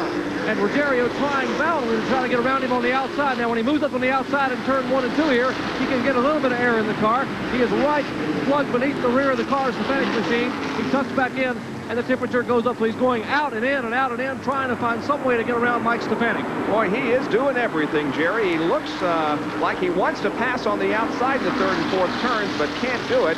Now he's right up on the bumper, and we're beginning to see the smoke again from that Ruggiero car. So this is a do-or-die situation. He's either got to pass, or it looks like this car may be history. He slides high in the third and fourth turns, and that's just not going to work up there. He just can't quite get a hold of the racetrack in that second lane coming off of 4. If he could just get a little farther alongside going into the corner, he might have a chance to get by Mike Stefanik. He's probably going on the outside. 2 reasons. Number 1, to see if he can get by. But the second thing, and probably most importantly, to get some clean air. We keep talking about some air to that radiator and hope to cool the thing off. Because, folks, see, we'll see him on the outside. He's got to be cooling the car off. He would not be up there just to be riding around. Because if the thing is running hot. And we have a crash down in the first turn. The number 9 car driven by... no, that's 8. Bo Gunning is involved, and the 19 also of Bob Park. So Park and Gunning both spin in turn number 1. There's a third car involved also. That's Chris Ross. Exiting Eddie DeHunt. Eddie DeHunt. So everybody keeps going, but the caution flag is out once again, and that's the 6th caution flag. Let's go down to Jack Arute, who can explain why that car is overheating. Well, we're going to give you a little remedial racing here, gentlemen. You see with these modified cars, what they do is they enclose the front end. And all that's left in some of them, especially Reggie Ruggiero's car, is this area here. Now, the radiator, like on a Winston Cup car, is not here. When you pull this piece off, you can get a little better look of exactly how far back the radiator is. So what has happened with Ruggiero's car is he's not getting enough air in the tunneling effect coming up in through here.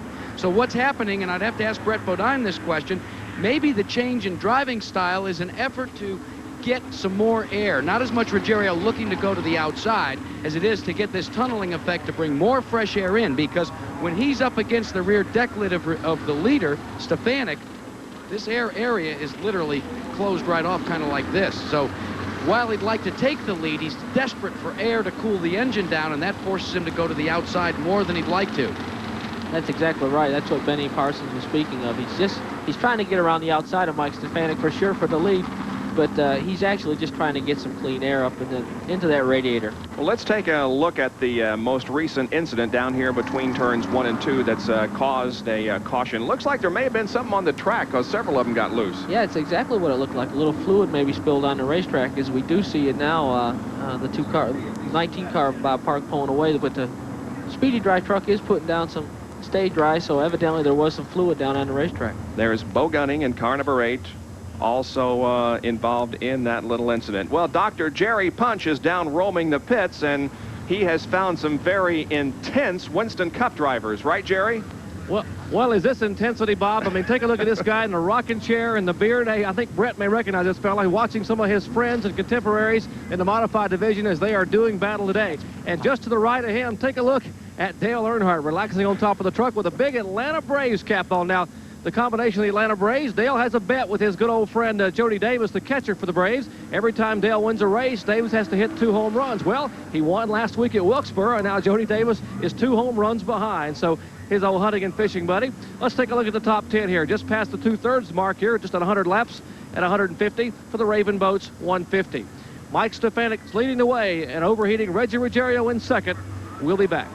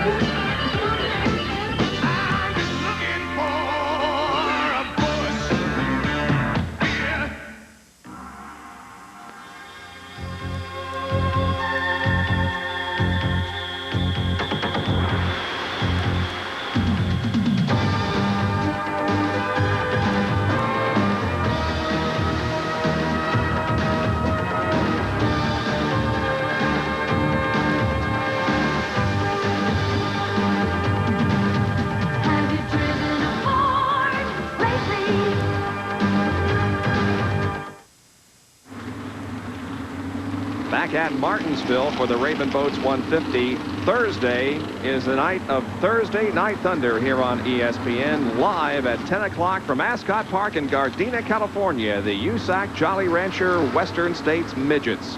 Every Thursday night now for about 5 more weeks, I guess.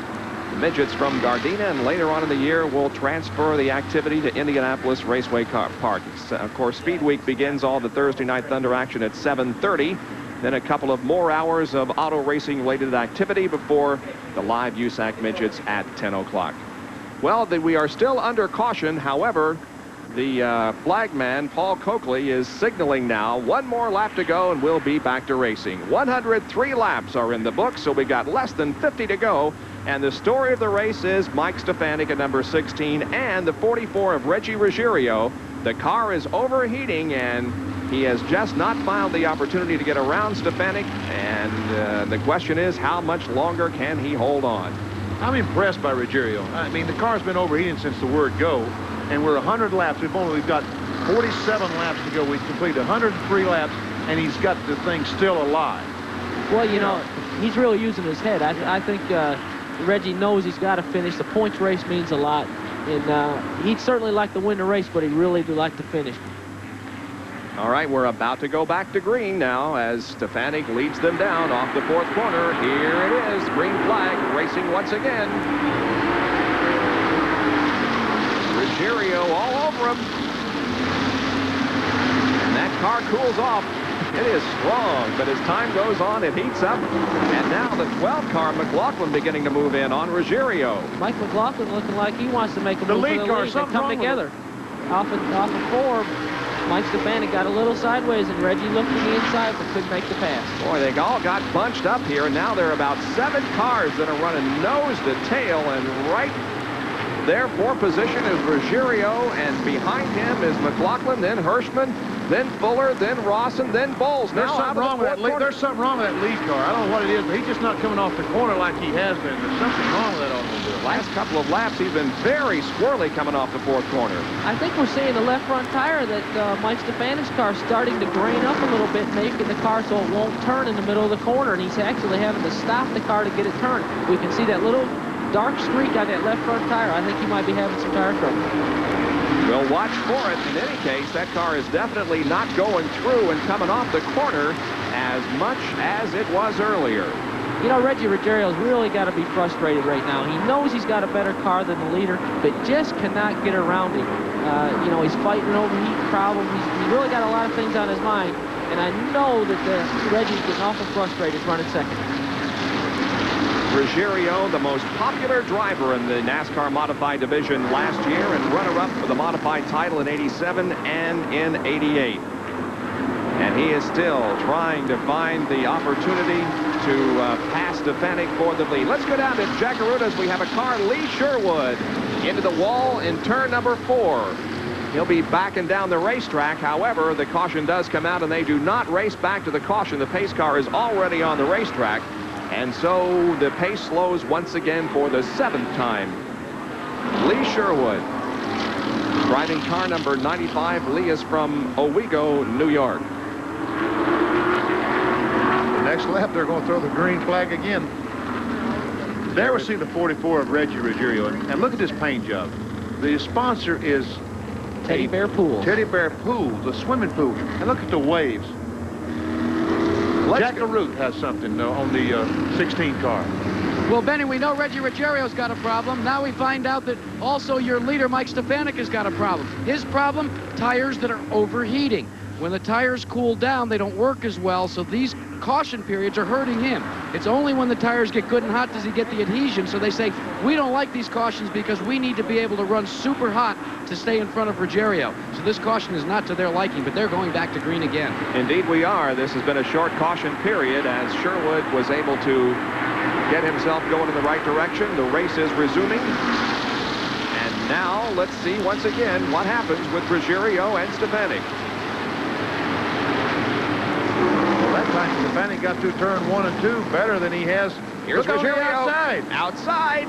Nope, can't do it. I was going to say Mike got through 1 and 2 better that time on the first lap than he has been. While we're watching the battle up front, we might tell you that the 07 car of Jimmy Spencer, who had to pit on lap number 51, has worked his way back up to 8th position. But here is the action. Ruggiero's trying to set him up. Now he's trying to go inside of him down the straightaway, but Stefanik appears to have some power coming off the corner to keep him back there. That's exactly what he was trying to do, Bob. He tried to show him that outside move and then hopefully draw him to the outside lane and move under it down the front straightaway. But, you know, Stefanik's hanging tough there in the lead. Now, with these cars, Brett, as frustrated as Ruggiero has to be behind Stefanik, are we going to get a little bump here in a little bit? Are we going to just have a little bump to get him out of shape so he can get by? Well, you know, we've seen him put the chrome horn to him a little bit here in the middle of the corners, but no, I think Reggie will race him clean. You know, these are two professional drivers, and they know what each other is capable of, and, you know, Mike's just doing his job. He's protecting his spot, and Reggie's got to go around him cleanly, and I think that Mike is doing a heck of a job holding off Reggie right now. Let's go down to Jerry Punch, who is watching this 44 situation with Ruggiero. And Bob, Reggie Ruggiero, the comment was he may have a brake problem. They say the brakes are fine, that Reggie is actually pumping the brakes, and he's trying to keep him running over Stefanik. Stefanik's car, as Jack alluded to a few minutes ago, is not getting off the corner that well, and Reggie has to be able to have that foot up there and just tap the brakes to keep from running into him coming off the corner. Ruggiero's car is overheating, but one of the problems he doesn't have is brakes. Well, Ruggiero still can't find the opportunity to pass. The two leaders now have opened up on the third-place car of Mike McLaughlin, and I think what it is just the fact that Stefanik, feeling that pressure from Ruggiero all the time, has to get back in his rhythm to get the car, you know, to pull away from that third and fourth-place car. That's got to be something when you look up in the mirror and there's some guy around your bumper all the time. Just every lap you look up and the same guy's there. And you don't know if he's going to pass you on the outside or on the inside. And you've got to change your line a little bit, don't you, Brett? Well, exactly. You know, you're trying to protect that inside, but, you know, sometimes that tends to slow you down. You start protecting your spot instead of letting the car work where it wants to be in the fastest position. And, you know, that's what Reggie's trying to do, get him out of shape. And Reggie trying again on the outside over there in the third turn. It's interesting to watch Ruggiero. He's just back there bothering Stefanik. He's going high, he's going low as Bo Gunning has apparently spun once again. He's at the entrance to the backstretch pits, and in fact is in the entrance itself, so it will not require a caution period. But we have a car spinning. Charlie Pasteryak gets sideways coming off of corner number 2, and he spins, and this will bring out a caution. Yet. Or no, well, it won't, I guess.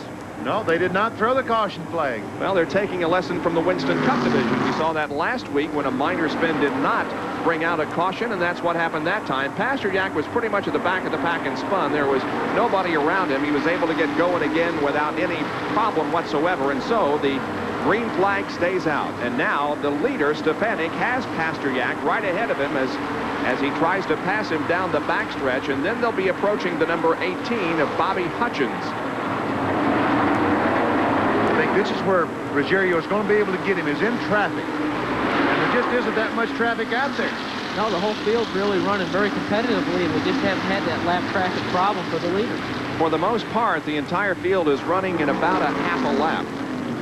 About half of the racetrack is taken up by the cars that are remaining in the race. And we talk about inches apart at Talladega and Daytona. I don't think they were an inch apart down there. I think he was laying up against the rear bumper with the front bumper. You were talking about Mike Stefanik having to look in his mirror. He just has to feel Reggie Ruggiero back. That's right. Well, let's take a look here at second and third. They are also involved in a little bit of a duel. That's McLaughlin in car number 12, and in third position, and in fourth is Tony Hirschman. McLaughlin's car just won't make the cut right in the middle of the corner, and his car tends to push up in the middle, makes him have to stop. He gets in the middle of the corner, and Hirschman looking to get underneath. Oh, here's Ruggiero again on the outside. Not yet. I thought he had him that time. I really did. That was his strongest move yet today, right there. He stays behind Stefanik going down the backstretch. Ruggiero seems to want to make the move here in the third and fourth turns, but he'll not make an attempt this time. Let's take a look at that again and see how he did try to get by there on the high side. Reggie makes an awful strong move going down into 3. Just late brakes, tries to get the car to turn, but just can't quite make the corner like Stefanik could down there in the groove on the inside. Mike pulls him up out of the corner. And while we're watching this great action, the laps are clicking away. There are now less than 23 laps to go, and this race will be history. And now Ruggiero is really beginning to smoke. We're seeing a lot of smoke out of that car. Coming off of corner number 2, it was quite evident. Let's see if it is as he comes off corner number 4. Not as much as it was last time in turn number 2. I think what happened, he went up high the last time just to try the outside groove in 1 and 2. And I think he got, no, there, I see you're right. Yeah. There is a tremendous amount, and he's slowing. Yeah. The 44 car is slowing down the back straightaway. It looks like Reggie's had to concede to this overheat problem a little bit. Drop back and try to cool the thing off, and maybe make a last-ditch effort here with the laps running down, but he definitely got the overheat problem haunting here at the end of the race. So what's amazing is these two guys have been able to maintain a rather comfortable interval between themselves and Mike McLaughlin. So these guys aren't slowing down very much if they are indeed, and rather Ruggiero, it seems to me like, knows now that it's do or die, and something's going to happen or his race is going to be over. We'll be back with more of the Raven Boats 150 from Martinsville after this. Do you know how to do this and how to do that? Neither do I. That's why I come to Ace. My helpful hardware man knows how to do just about everything. Hey, Ace is a place for me. Give me a hot, dusty day any time of year. Give me my favorite Ford and mud up to here, 'cause I love getting dirty. Love getting dirty. Yes, I love getting dirty. So give me rain and puddles in my 4x4. Give me a brand new Ranger and I'll never be bored. Ford, 'cause I love getting dirty. The newly designed Ford Ranger. Get 2.9% financing or up to $750 cash bonus on 89 Ford Ranger. It started a car deserted on a frozen lake for 4 months, and 40 cars after 2.5 hours with their lights left on. Today's Die Hard, with power to start your car, and a whole lot more. Super Bowl champions are built on draft day. Coverage of the 1989 NFL Draft begins tomorrow at noon Eastern, live on ESPN. Excitement continues at Martinsville in the modified tour race as Stefanik has the lead and now is in heavy traffic, and Reggie Ruggiero in the number 44 car is right there behind him, and Reggie, you know, is going to be hoping that this lap traffic is going to mean the difference between possibly winning and finishing in second, or can the car go the distance? Jerry Punch, you're in his pits. Well, Mario Fiore has radioed to Reggie Ruggiero and told him to back off to try to save the motor. Reggie has said the engine temperature is apparently pet. You don't know how much more it'll stand. He said, I need to win. I need to finish up front. I want to win this points championship. He finished second last year, runner-up to champion Mike McLaughlin. So Ruggiero really rolling the dice, trying to hope that Teddy Bear Pool Pontiac will live for another 15 laps. In fact, 12 laps, Jerry, as 138 are now in the book. There are only 12 more laps to go. Ruggiero is staying right there with Stefanik, but you can see the smoke that comes out of the car coming off the corner. And the one car, Tony Hirschman, we're not seeing him in the picture right now. We're seeing Stefanik and Ruggiero. But the one car is now in third place. He got by McLaughlin just a moment ago, and he is the fastest car on the racetrack if he can get through this traffic in time. And we saw McLaughlin there, who remains in fourth position, and then Brian Ross in the number 69, and it is Rick Fuller in the U2. So that kind of summarizes the top 5 for you, but the race certainly is up front as there are now 10 more laps to go, and here's Stefanik and Reggie Ruggiero. Stefanik, by the way, in the most recent race in this series at Thompson, Connecticut, flipped. And it was a pretty exciting and awesome-looking flip. He wasn't injured, finished in 26th position, and now is fighting back from that and stands a very good chance of winning this 150-lapper here at Martinsville. Ruggiero just continues to lose the grip, it appears, as he falls a little bit further behind each time. It looks like he's on 7 cylinders down the straightaway. Stefanik just simply pulls away by car lengths down the straightaway, but Ruggiero goes through the corner so well he's able to pull up on the rear bumper. Mike Stefanik right now is just starting to inch away from Reggie Ruggiero. There's no doubt that overheating problem is cost Reggie a chance at winning this race. But like you said, Betty, now here's the battle for fourth position. That's the number 12 car of Mike McLaughlin and the 69 of Brian Ross as they pass some of the slower traffic.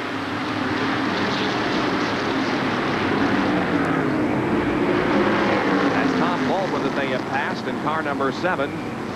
Mike McLaughlin seemed to have slowed here in the last 10 laps. He's just kind of fallen off the pace, and we're not sure exactly what happened to the car, but Brian Ross looks like he's trying to make a move to get by him. McLaughlin, the points leader going into the event, is the defending champion of this series. He's right now in fourth position, and Brian Ross is trying to pass and take over that position. 5 laps to go. 5 laps as we go by the start-finish line. He's running out of time. And the lead, while we watch this, is being held by Stefanik, and he is just a little bit further ahead even more of Reggie Ruggiero now. So it looks like that Stefanik is going to have it his way as we watch this tightest battle on the racetrack between McLaughlin and Brian Ross. You see McLaughlin protecting that inside lane. He's going to make Brian Ross go around the outside of him. He's going to try to get by. And, you know, Mike's trying to just hang on here to the end of the race and try to hold on to that 4th spot. Ross trying to set him up, but didn't happen. And now we get down to less than 3 more laps to go in this one as Stefanik holds on to the lead. Ruggiero running in 2nd position. There he is, and you can see the interval now as Stefanik appears to be well on his way to victory as Reggie Ruggiero has just had to back off. And as a matter of fact, he may lose 2nd position here Well, and we've only got one more lap to go, so he will probably hold on, although Hirschman in the number 1 car is coming on. Here's the white flag, and we got one more lap to go. And the race will belong to Mike Stefanik, who won the pole for the race here about a month ago at Martinsville, and now is on his way to picking up a victory on this racetrack. He settles the car into the 3rd and 4th turns. Here he comes off the corner, and Mike Stefanik from West Greenwich, Rhode Island, has won the Raven Boats 150 and picks up his 6th win in his career. And here's a great battle, and oh, McLaughlin just edged Brian Ross. That lap traffic came into play on the last lap coming off the 4th turn, and McLaughlin did hold off Brian Ross before. That was Bobby Hutchins. That was the car that made a difference in that battle for position. Mike Stefanik wins a very exciting Raven Boats 150. As Reggie Ruggiero just plagued him all day and bothered him to the very end, but unfortunately the overheating problem probably played a factor in his not being able to pass Stefanik. I tell you what, we talk about why we call them modifieds. Looking at that shot right there, I think, folks, you can tell why we call them modifieds. That's pretty well modified, wouldn't you say? Yeah, they hardly resemble what they are said to be, but nevertheless, it certainly is an interesting and sleek and powerful looking race car, and they certainly do go at it wheel to wheel. At least we saw it today. It looks a little like an Indy car. And Brett, let me ask you something. Drivers in these, do they dream of being a Winston Cup driver or an Indy driver? Well, you know, in the recent history, the modified drivers like myself and Jeff and Greg Sachs and Ryan Bouchard all have come to the South to NASCAR Winston Cup racing. That's where it's at in the world of motorsports. There have been modified drivers that went on to drive Indy cars. Doug Heverin comes to mind, Bentley Warren, and several others, but for the most part, they go Winston Cup racing. We'll be right back. There's a rough road ahead with no end in sight. Quaker State engines don't know when to quit. Quaker State is quality engineered to exceed every single American, European, and Japanese car maker's U.S. requirements for maximum engine protection. So pistons are protected from friction mile after mile. Valves are protected from wear year in, year out. That's why Quaker State engines run strong and run long. Quaker State engines don't know when to quit. The big Q stands for quality. Always has, always will. There's only one leader in light trucks today. That's Ford. Ford leads in the important advantages that Chevy can't talk about. In standard 6-cylinder engines, Ford beats Chevy in torque power, and nobody beats Ford's V8s in low pulling horsepower. Powerful reasons like this make Ford the leader with the most repeat buyers of any light truck line. Get up to $750 cash bonus on selected 89 Ford F-Series trucks. Radio Shack. Here it is. The Tandy 1000 SL computer system. IBM PC compatible and sale price for under $9.99. Save $200. Comes complete with color monitor and built-in DeskMate software. Word processing, graphics, worksheet. I've never seen one so easy to use. Greetings. Need directions back to your planet? This technology is more advanced than we thought. And we save $200. Beam it up. Save $200 on the Tandy 1000 SL system. Less than $999 only at Radio Shack. Hey, come on. Can't you do that later? Hey, I've always dreamt of owning a car like this, and I'm keeping it forever.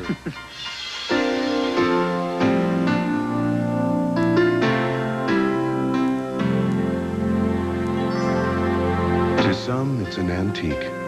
To others, it's a dear old friend. If you truly love your car and want to make the romance last forever, protect it with Pure Later filters. The top 10 finishers in the Raven Boats 150. Mike Stefanik wins. Reggie Ruggiero holds on to second. Tony Hirschman was third, followed by Mike McLaughlin and Brian Ross. 6 through 10, Rick Fuller, Tom Bowles, Jimmy Spencer, Doug Heverin, and Richie Gallup. Well, we go down now to our winner's circle interview, which is being brought to you by America's best-selling replacement battery, the Sears Die-Hard. Here's Jack Arute. Well, Mike Stefanik, congratulations. It looked easy, but it really wasn't, was it? No, it wasn't as easy as it looks. When Reggie's behind you, nothing's easy. He's a really good competitor, and he run right on our bumper the whole race.